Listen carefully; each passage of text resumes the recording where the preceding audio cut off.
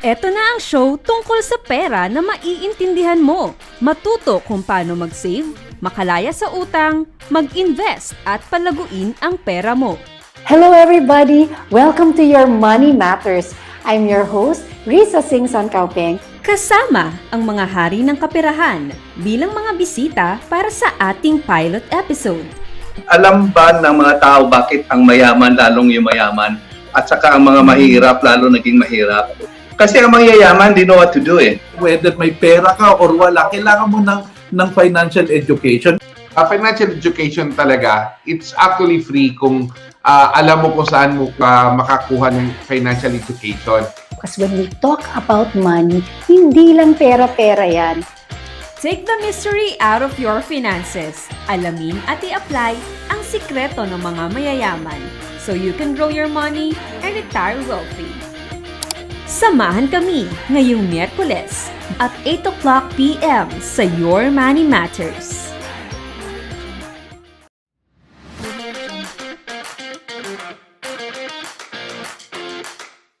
Hello everybody! Welcome to Your Money Matters. I'm your host, Risa Singson Kaupeng. And in this episode, we'll be learning from millennials. Mga bata pa lang pero financially savvy na. Marunong ng mga laga at palakihin ang kanilang kinikita. Mamaya lang, ating makikilala si Chay Santiago Gamo, isang bagong ina, at si Randy Epa, millennial na barista na nasipa sa trabaho niya. Ba't kaya? Malalaman natin mamaya. They will teach us things to help us preserve and grow our wealth. Nako, masinsinang usapan ito. Because when we talk about money, hindi lang pera-pera yan. So I promise you, if you stick around till the end of the show, siguradong may matututunan kayo to move your finances forward so that you can retire wealthy. Palagay mo, noong 2017, 684 billion pesos ang ginastan nating mga Pilipino para sa pangangalaga ng ating kalusugan. Lampas kalahati niyan ay galing sa sarili nating mga bulsa. Every year, 1.5 milyong mga pamilya ang sumasadsad sa kahirapan dahil may nagkasakit sa kanila at wala silang health insurance. Sa palagay mo, ano ang mas mahal? Magbayad ng health insurance na sasagot sa gastusin mo pag ikaw ay magkasakit? O magbayad ng doktor, ospital at gamot?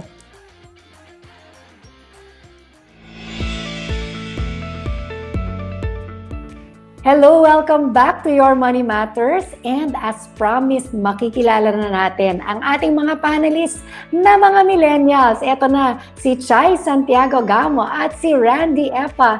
Hello, guys! Hello! Hi, Miss Risa. Good evening. Hi! Chay, kamusta ang bagong ina? Bagong panganak po kasi si Chay eh. Kamusta naman ang motherhood? I am enjoying motherhood. Mabait si Cassie. Once lang siya gumigising sa madaling araw. So, may tulog kami. Wow! Mapalad! Mapalad mo ni Patrick. Okay. And si Randy naman. Randy, kamusta ka? Well, all is well, no, Miss Riza. At of course, no, I'm so proud with Chay as she enter motherhood. Kasi like Chay, newlywed this year. Wow, talaga! Congratulations! Yeah. Nako, kaya importante talaga itong pinag-uusapan nating pera kasi itong mga panelists natin, mga bagong kasal itong mga to. At syempre, pag bagong kasal, iniisip mo agad, gastusin at tuloy-tuloy na di ba? Parang gripo yan ang pera. Kaya marami tayong matututunan dito sa dalawang to. So una, nakamusta ko na si Chay. Randy, ikaw ay dating barista at binuko ko na ikaw kanina na ikaw ay natanggal sa trabaho. Ikwento mo nga sa amin, ano nangyari? Yeah, okay, no, Miss Risa. Well, actually, that happens 7 years ago. Actually, yan yung aking first work. So, as a barista, during my first year, no, in the company, Unfortunately, no, that is because of my fault din naman. I was late. Ayan, no, problema ng mga millennial. Nalilate. So, nalate ako, no, during my shift, and it happens na during that time, I am already the one who is opening the store. So, I have responsibility, no, and it happens, no, for the first time, the CEO of our company, no, visited the store for the very first time, no, more than 10 years na po yung store na yun, no. Pero first time lang mag-visit yung CEO doon. Natsyempohan pa na ako yung na-late at hindi ko na-open yung store. I was late like I think around 5 to 10 minutes. And because of the company's strict policy, no, ayun, no, unfortunately, I was called immediately doon sa office. Then after 2 hours, no, the HR told me to get back a week from now. And when I get back, ayun, I am already forced. Tanggal ka na sa trabaho. Natanggal na po ako sa work. Patay, one strike policy pala sa opisina ninyo. Paano ba yan? Buti na lang wala ka pang asawa nung time na yon, Randy, no? That's true. Miss Riza. Okay, kasi mahirap mawalan ng trabaho lalo na pag meron kang binubuhay, 'di ba? Sige, Oo. Randy, babalikan ka namin, ha? At alam ko marami ka pang ikukwento sa amin. Chay, ikaw naman, paano ka naging financial coach? Anong kwentong buhay mo? Kaya ngayon ikaw ay nagtuturo sa ibang tao kung paano pangalagaan ang perang kinikita nila. Okay, ang background ko talaga is that I am an engineer by education. Pero after I graduated, that was already after my parents went through this whole problem about debt. So, nalubog yung parents ko sa utang. Pareho din silang engineers, pero hindi sila marunong humawak ng pera kahit malaking kinikita nila. So, parang naging lesson yun for me and our family. So, after ko mag-graduate, I had this, parang passion burning within me na I have to share what I know. I have to teach other millennials the lessons that I have learned from my parents. So, I tried it at first. Sinubukan ko lang kung para sa akin ba yung industry na to. And I would say that it is because I've been doing this for 7 years already. So, nagsimula talaga siya dahil sa parents ko because of their experience, and I want to make sure that other people will not have to go through it, especially yung mga younger generations. Parang I took it as my responsibility. Yeah. Okay, so ang pag-uusapan natin talaga, ang topic natin for this episode is healthcare, yung health insurance. Pero before we go there, gusto ko lang malaman so Chay, ikaw, even before you started working, parang naisip mo na I have to take care of how I invest, how I save. So how did you start doing that?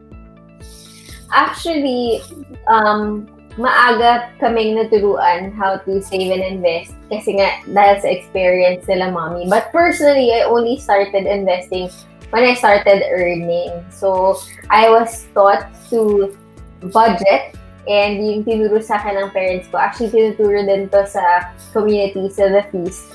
Yung 10, 20, 70. So, 10%, give it back to the church, 20% you invest, and then the 70% you spend for your needs and your wants. Yan. So, yun po yung parang pina-follow ko simula nung nag-start akong mag-work. Randy, ikaw naman, paano mo hinahandle yung finances mo dati? Bago ka nawalan ng trabaho, paano mo ginagasta yung pera mo? Ibang-iba po, no, kay Chay. Because natuto lang ako in my finances, no, when I attended a seminar with IMG. Pero prior to that, no, actually yung nangyari sa akin nung natanggal nga ako sa work, that is actually one of my turning point. Why, Miss Riza? No? Because yung continuation nun is nung natanggal ako sa trabaho, ako po yung bunso sa magkakapatid. Pero yung mother ko is retired na. So wala siyang income, walang na-save, no? So technically ako yung nagpo-provide kasi both of my siblings, no, has already have their own family. So ako na lang ang nagpo-provide ngayon, no, in our household. And then yun, because I am uneducated, no, pagdating sa finances, nung natanggal ako sa work, that is also the time where my mother is ay merong sakit, no? May cataract siya.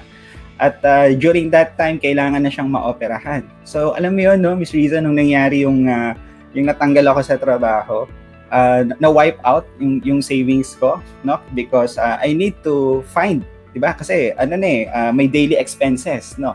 So yung kakarumpot na naipon ko noon, unti-unting nauubos, and syempre, as a 21 years old, tapos bigla kang natanggal, I'm quite depressed during that time. So parang wala akong confidence maghanap ng trabaho, no? Kasi parang gano'n lang pala kabilis mawala sa work.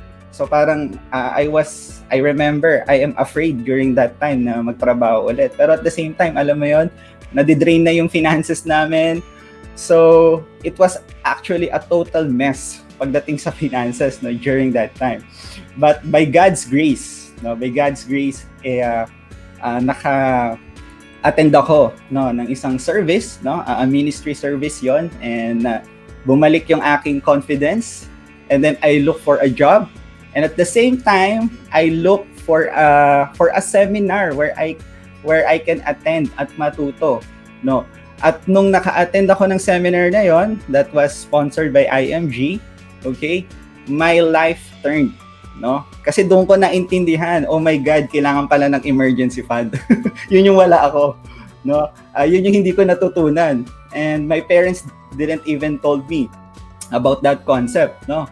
And from then on, no, na tinuro sa akin yung mga yung tinatawag na solid financial foundation, and I started applying that, no. At doon lang talaga ako natuto, Miss Riza, no, yung umattend ako ng seminar after that depressing stage of my life 7-8 years ago. So, grasya pa ng Diyos yun na naisip mong maghanap ng seminar tungkol sa pera, kasi I never thought of looking for a seminar on money. So ikaw naman, Chay, so medyo ikaw mas may alam ka about finances, how to handle finances, kasi nga sa parents mo. So ano mo talaga yon, na susundan mo yung budget na sinabi mo, yung 10, 20, 70, na pagkakasya mo yung 70 sa gastusin mo? Okay, honesty time. Dahil start ako working for IMG immediately, and I earned through commissions. Yung simula, talagang sobrang liit lang ng commission ko. So, ang hirap pagkasyahin. As in, I never had yung normal 15th and 30th kasi hindi pa naman masyadong nag-grow yung business ko nung time na yun. So, talagang,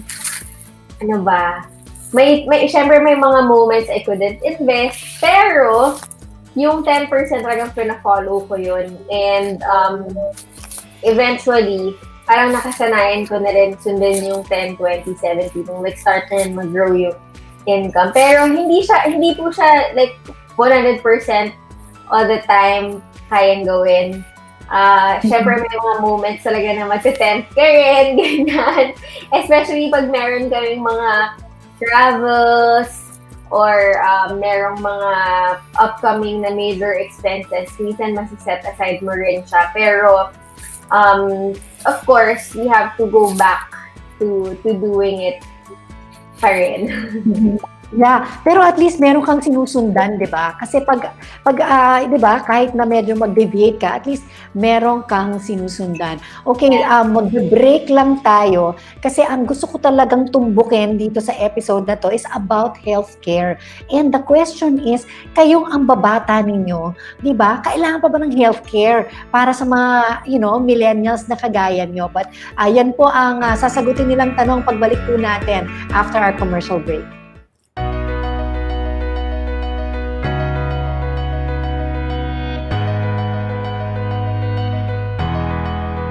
makalaya sa utang. Sa usaping pinansyal, magkaroon ng sapat na kaalaman, matutong mag-ipon para sa kinabukasan, ang pinagpaguran, hindi masasayang, hindi mababaliwala, mahalagahan ang kinikita para sa sarili, para sa pamilya, para sa mga mahal sa buhay. ako, kami, tayo, join ako. kaya nating abutin ang 30 million Filipinos financially educated by the year 2030. Hashtag 30M2030. Corina Sanchez Rojas, kasama ninyo sa isang makabuluhang misyon.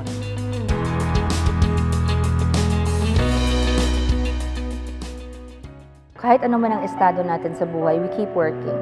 But we keep forgetting. We seem to forget that health is the real wealth. Kasi you never know what's going to happen tomorrow. Ang mas nangangailangan yung mga lalong nahihirapan. Kung kaya naman nilang maghulog ng paunti-unti, basta meron kanya, may protection ka. Kasi baka yung kinikita mo hindi sapat sa pambili ng gamot. Marami nakakasakit, mga anak, di ba? O ikaw mismo. Lalo kung ikaw yung breadwinner, nagtatrabaho ka para sa pamilya mo, tapos bigla ka nagkasakit, paano na yung pamilya mo? At kahit nga anong estado, it's one thing off your list ang aalalahanin. Kahit ako, di ba? So, that's why it's important to have it. Kasama ko ang Kaiser, kahit maputi na ang buhok ko. May Kaiser health card ka na ba? Sharon Cuneta po, para sa Kaiser. At nagbabalik po tayo dito sa Your Money Matters, and ang pag-uusapan po natin talaga is about healthcare. At ang tanong ko kanina, para sa mga bata kagaya ninyo na malakas, hindi naman kayo na-ospital, di ba? Kailangan niyo pa ba ng healthcare? Randy, ikaw, based on your experience. Well, Ms. Riza, definitely, kailangan talaga. No? Why? Because yun nga, alam naman natin no, na ang healthcare, especially in the Philippines, no, karamihan naman yan benefit natin sa company, right? So while we are employed, the company covered us, no, comprehensive HMOs, no. Pero alam rin natin, no, na hindi tayo habang buhay employed. Just like on my experience, no, at 21 years old, na-experience ko kagad na employment is not permanent. Now, na-experience ko din at the same time, in my family, nagkasakit yung mother ko. At the same time, yung father ko, no, actually, mas matindi yung nangyari sa father ko because nung na-stroke po siya, for the first 3 days, 500,000 po kaagad ang naubos sa family, di ba? So, because of that experiences no, in my family, even at 21 years old, the moment I attended a seminar no, in building a solid financial foundation, it's just like the speaker no, is, alam mo yun, kinukwento niya yung buhay ko. Yung buhay ng family namin because no one in my family, alam mo yun, no one in my family learned about that concept, no? So that's why the moment I learned about that, no, years ago, alam ko kagad sa sarili ko na ito yung tamang gawin sa pag-manage ng finances. That's why healthcare, ginawan ko kagad ng paraan, how can I start immediately, no? Dahil kapag dumating na naman yung time at mawala na naman ako sa employment, no, at least mawala man yung benefit ko sa employment, meron na healthcare. Alright, and then after that, no, ang next na ginol ko is to get an insurance because I don't want to happen the same thing na nangyari sa father ko. Kaya I also secure that, no? And then so on and so forth, no? Kaya Randy, sorry, yes. Randy, so you mean yung parents mo nung lumalaki ka, wala sila talagang healthcare? Your mom didn't have, your dad didn't have? Yung daddy mo, wala rin siyang healthcare sa trabaho niya? Yes, actually, my father, no, Miss Riza, is an OFW. OFW po kasi siya. So, nasa abroad po siya. No? Tapos, nag-abroad yung tatay ko when I was, I think, a month old. No? Tapos, nag-for good na po siya when I was magna 9 years old. No? At kung kailan siya nag-for good sa Pilipinas, doon siya nag-pass away. No? So, kakauwi niya lang dito noon. Tapos nag-pass away siya. So, hindi nila naisip. No? Like a typical OFW, no? Ang investment is real estate, ganyan, lupa, okay, so bahay. ganun yung doon nag-spend yung father ko, no? They never thought about having big insurances. So that's why, yun, umuwi yung father ko, namatay siya. Yung mga lupa na inaccumulate nila, hindi po nabenta. Because of what happened, no? And with my mom naman, my mom kasi is a housewife, no, Miss Riza, and my mom is an Indonesian, so I'm a half Filipino, half Indonesian. Oh, so my mom, hindi siya makahanap ng regular na trabaho because of documents. Okay, nag-housewife siya dito, no, sa Philippines, no. So wala talagang healthcare, no, backup, retirement funds or whatever, no. So our family is completely financially illiterate. No? So that's why going back, no, when I attended a seminar about financial literacy, this is actually one, parang alam mo yun, parang eureka sa akin eh, parang ito yung kulang sa family namin, ito yung hindi namin nagagawa. So that's why sineryoso ko kagad siya even at 21 years old and 21 during that time. And then inold ko talaga reason na makapag-build nun. So parang ang nangyari kay Randy po, yung pinagtrabahuhan ng tatay niya, pagka-uwi, nagastos din bago namatay. Ano? Yes. Parang gano'n dahil walang healthcare.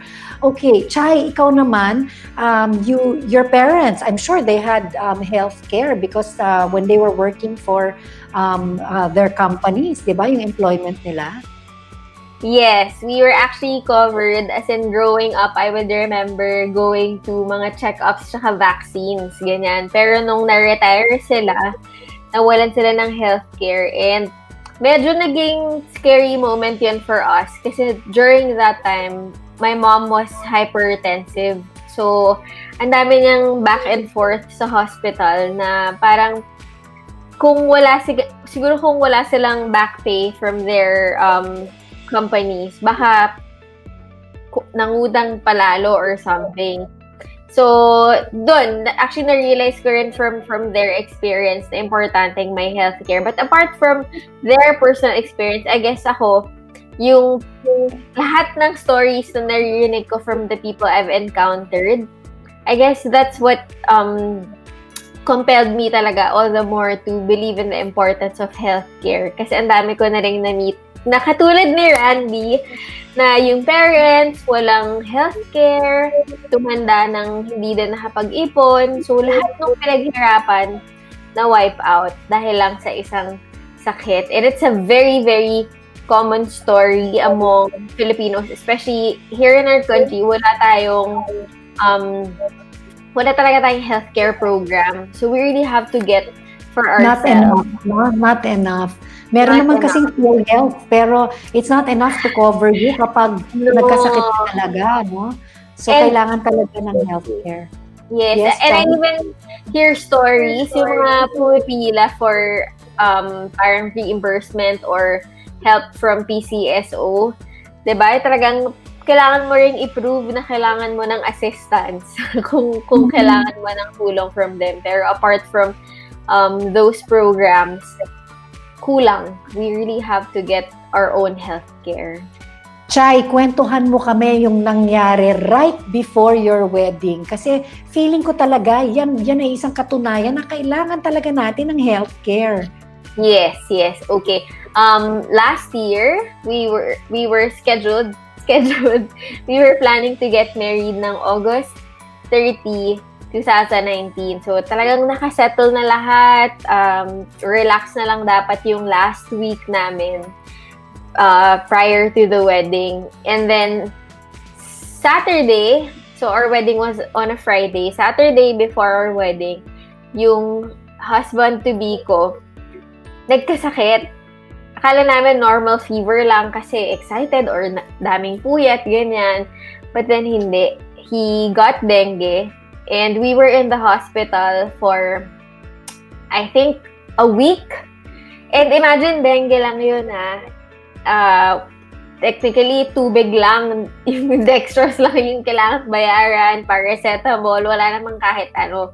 Pero ang laki din ng bill namin. And actually, at first, we were worried na baka malaking ilabas, ganyan, or something. But thank God, kasi na-cover nung healthcare ng husband ko yung lahat ng expenses. And take note, my then boyfriend, fiance, who's now my husband, is he's not really a freelancer, pero wala siyang coverage from his company. Kasi parang psychotherapist, counselor siya. Pero parang independent. So he had to get for himself. Can you just imagine kung hindi siya kumuha ng sarili niyang healthcare, baka apart from the stress na na-cancel yung original date ng wedding, tas ang dami naming kailangan i-move. Siguro, dagdag stress pa kung wala siyang healthcare. So, thank God talaga na kumuha siya ng healthcare. Kasi ang laking relief din yun for us. Imagine nyo, mag-uumpisa pa lang kayo ng bago nyong buhay, tapos na, kung wala kayong healthcare, lubog na kayo agad sa utang, hindi pa bayad yung negative agad.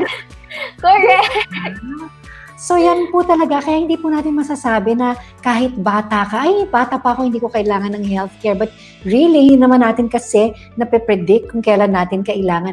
And Randy, merong iba-ibang klaseng healthcare, no? Kasi like yung sinasabi ni Chay at saka yung, let's say, yung mommy mo na biglang kailangan ng procedure or operation, that's an immediate healthcare, di ba? Pero usually, kailangan na-hospital ka kung kailan ka tumatanda, paano yun? Yun yung time na wala ka na sa trabaho. Hindi ka na covered ng kumpanya.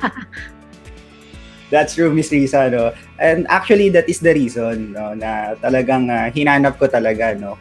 At inaral ko yung mga iba't ibang klase ng healthcare. And I found out na merong 3 klase ng healthcare. We have a short-term healthcare, long-term healthcare, and senior care, no?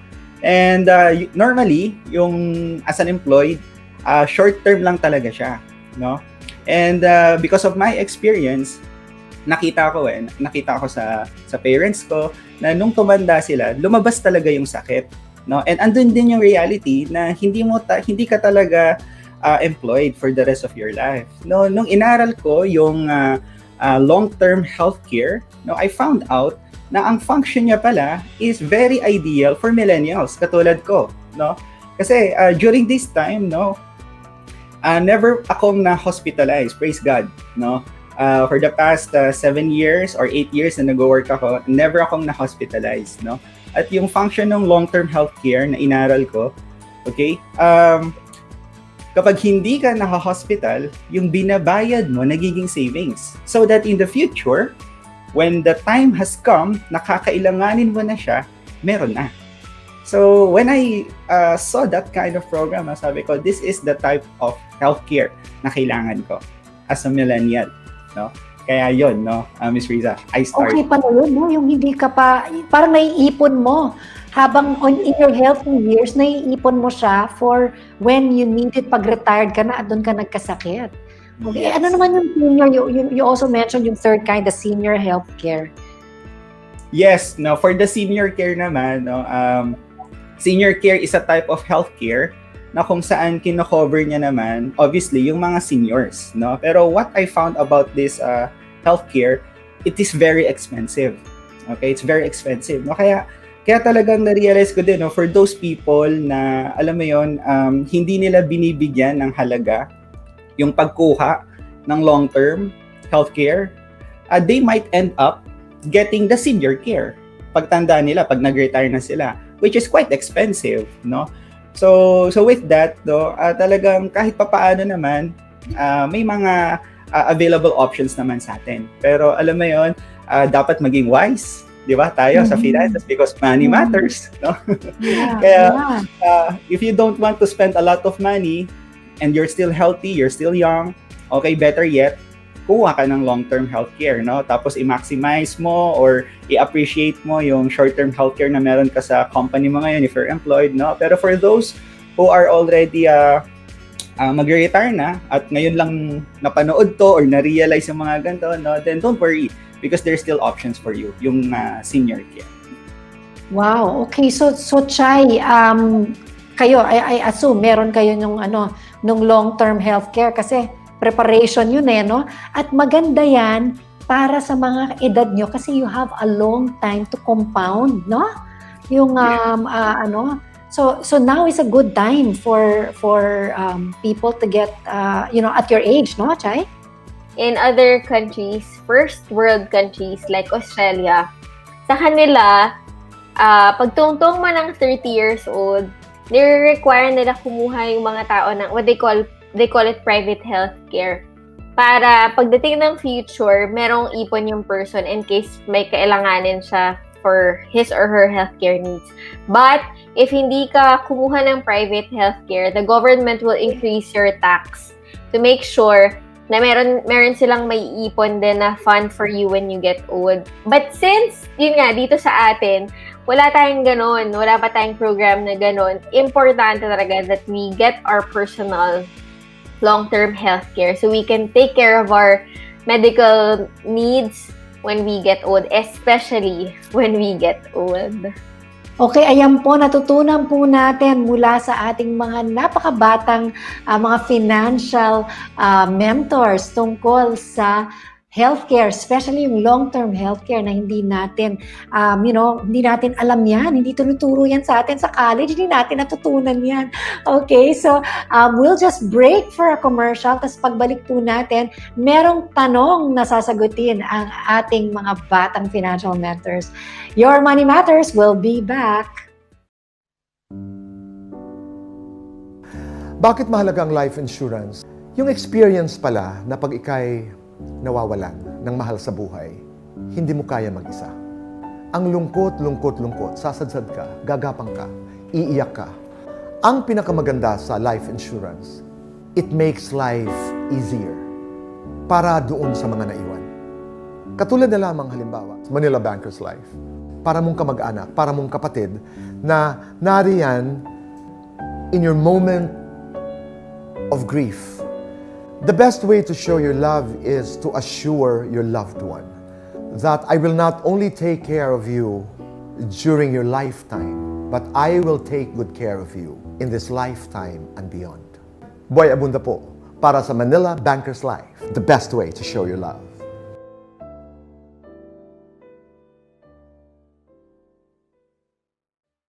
Protect yourself and your family and be certain with your future with Fidelity Life. It has been a long time dedicated partner of IMG that provides life insurance benefit exclusively to its members to meet the risk protection needs. In partnership with Everest Memorial Services, Fidelity Life is also providing its members with free access to 24/7 Memorial Concierge services. With the consent of the beneficiary, Fidelity Life shall apply the insurance benefit to cover the expenses for the memorial services of the deceased member. At Fidelity Life, the care of our members and their families is our first and most important business.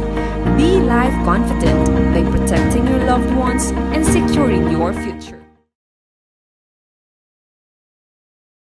Kaiser Medical Center provides a wide array of diagnostic and medical care services, ranging from immediate quality medical care to consultation to individuals and companies all over the Philippines.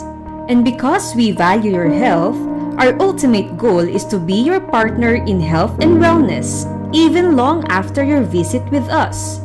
Kaiser Medical Center is a diagnostic clinic equipped with highly committed and experienced professionals willing to provide you with excellent healthcare service, focused on health and wellness at all times.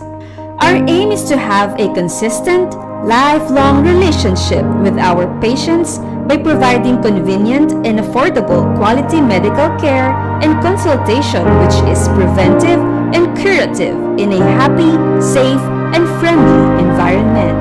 Kaiser Medical Center, kaagapay mo sa kalusugan.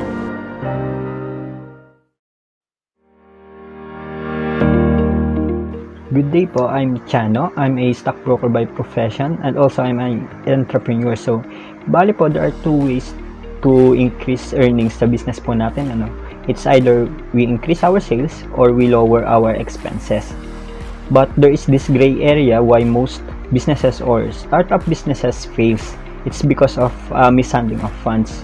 So, my questions for you po is that how much on our monthly earnings should we allocate for our personal use and at the same time for our revolving fund in our business? Thank you. Okay, yan ang tanong ni Chano, isang stockbroker. So, Chai, you wanna answer the first part of his question? Ayan, sige. So, how much is the percentage that we need to allocate for our personal use? Ako, personally, niniwala ako, it depends on the cash flow of your business din. So, case-to-case basis, kung magkano yung... So, importante na upuan din na merong statement of account yung business mo so that you know how much you need to allocate or ibabalik mo as revolving funds and kung ilan lang yung pwedeng mapunta sa'yo. I don't think there's a one-size-fits-all percentage. That's my personal take, ha. Pero, siguro kailangan lang rin mag-set siya ng goals. So, for example, may allocation din siya para makapag-ipon siya ng at least 6 months worth of yung revolving funds niya, di ba? Para pag may moments na nalugi, hindi siya magugulat saan ako kukuha ng pera para sa business ko. Or, hindi din pwedeng mas malaking napupunta sa personal use. Kasi actually, problematic pag hindi, parang walang allocated na portion. So, yan. Yeah, So, that's true. Oo. Randy, I think nagiging problem kasi I think Chai you were mentioning that, no? Na parang, especially if you have a business, minsan ang nangyayari kasi naghahalo yung personal money mo at saka yung pera ng business. So I guess yun yung tinatanong ni Chano. What do you think about that? Paano bang dapat paghiwalayin yun? Yeah, that's actually true, Miss Risa, no? Tama si Chano. And on my take, no, on my part, for me, the conventional wisdom would be at least 25%. Okay, so we could apply that, no? 25% of our profit, we could give back doon sa business. Pero gaya nga ng sabi ni Chai kanina, there's really no one strategy fits all. Talagang depende talaga to sa nature ng business mo and alam naman natin ngayon, no, ang daming merong mga side business, di ba? At meron din mga tao na nag full-time na on their business. So what I suggest, doon sa mga tao na may mga side business lang, okay, what they could do is yung income nila in the business, pwede nilang gawing 70-30. Meaning 70% ibalik nila doon sa business. Tapos yung 30%, ilagay nila sa emergency fund ng business. Since meron pa silang full-time income, they could use that income for their personal expenses. Hindi nila ipaghahalo para lumaki yung business. Kasi binabalik mo yung profit, no, to the business. While kapag nag-grow siya, eventually, magpo-full-time ka doon eh. So pag nag-full-time ka na doon sa business na yon, then, pwede mo nang kumuha ka na ng 25%, no? 30%, alright? Tapos iwan mo na yung doon. So, by doing that, nabibuild mo na yung habit, okay? While still a part-time business owner. So, pag naging full-time ka na, by that time, kabisado mo na yung cash flow mo, kabisado mo na yung mga statements, no? And you have already adjusted. Alam mo na yung percentage, no? At yun, build na yung habit para hindi maghalo yung dalawang funds. Okay? So again, start with the discipline. Yes, that's so true. Ayan, narinig niyo po from our financial experts. Pwede rin po kayong magtanong ng sarili niyong mga katanungan about your own financial situations. Just send your video questions to yourmoneymatters.ph@gmail.com at pag napili ang inyong tanong, ay makakakuha din po kayo ng expert advice. So I want to thank Chai and I want to thank Randy for the time that you've given us. Salamat sa mga tinuro niyo sa amin. Thank you so much, Miss Thank you Riza. so much. Thank you for having And- us. Yes, and sigurado ako that if you made it to the end of the show, you learned something that will move your finances forward.